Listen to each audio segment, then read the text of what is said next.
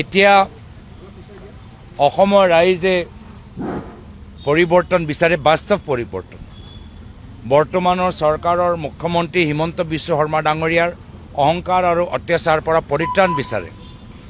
আৰু বহুত সময় ৰাইজে তেওঁলোকৰ অহংকাৰ সহ্য কৰিলে, ৰাইজে তেওঁলোকৰ ভ্ৰষ্টাচাৰ সহ্য কৰিলে, ৰাইজে তেওঁলোকৰ অভদ্ৰ কথাবোৰ সহ্য কৰিলে। এতিয়া আৰু ৰাইজে সহ্য কৰিব নোৱাৰে। বহুত হ'ল অহংকাৰ, বহুত হ'ল অত্যাচাৰ, বহুত হ'ল অন্যায়, বহুত হ'ল অভদ্ৰ ব্যৱহাৰ।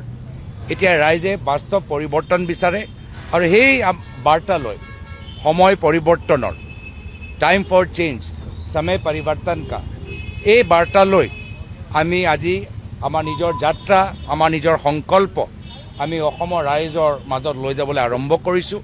আজি গুৱাহাটী মানৱেন্দ্ৰ শৰ্মাৰ কাৰ্যালয়ৰ সন্মুখত আমি গোটেইবোৰ আমাৰ বিধায়িনী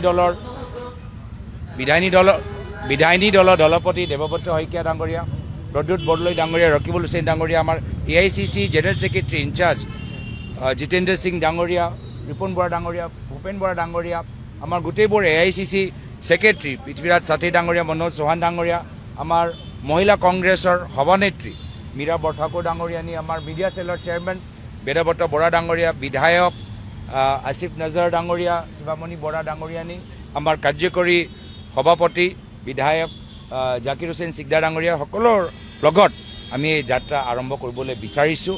আৰু প্ৰথমতে আমি ইয়াৰ পৰা আমি মা কামাখ্যা মন্দিৰলৈ গৈ আমি মাৰ আশীৰ্বাদ বিচাৰিবলৈ গৈ আছোঁ। আমি বিভিন্ন ধৰণৰ প্ৰচাৰৰ মাধ্যম আমি হাতত লৈছোঁ। তাৰ ভিতৰত এটা হ'ল যে আমি এটা বাছ যোগেদি সময় পৰিৱৰ্তনৰ এই বাৰ্তা লৈ আমি চুকে কোণে আমি ৰাইজৰ মাজত যামগৈ। ইয়াৰ পৰা আপোনালোকৰ ক'লৈ থাকিব? কামাখ্যাৰ পিছত আপোনালোকৰ কি ধৰণৰ কাৰ্য? আহক, আমি গুনাই থাকিম আপোনালোকৰ কাৰণেও। আপোনালোকে এটা বিশেষ আমি ব্যৱস্থা কৰি ৰাখিছোঁ। আমাৰ লগত আহক, সকলোকে আমি নিমন্ত্ৰণ জনালোঁ।